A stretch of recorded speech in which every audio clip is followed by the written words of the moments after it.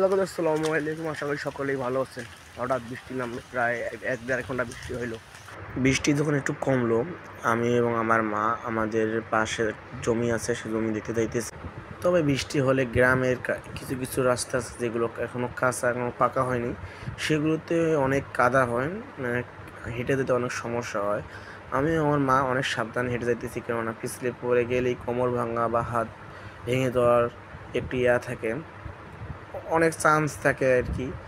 এদিকে সবাই থেকে জমি কাটতেছে, আমাদেরও জমি কাটতে হবে, এই জন্য আমার জমি দেখতে যাইতেছি। এদিকে দেখি আকাশটা অনেক সুন্দর হয়েছে সকালের থেকে, কেননা সারাদিন আজকে আকাশ থেকে বৃষ্টি নেমেছে। আলহামদুলিল্লাহ, আল্লাহ পাক যাই করে তাই আমাদের সবার থেকে সবারই ভালো করার জন্যই করে।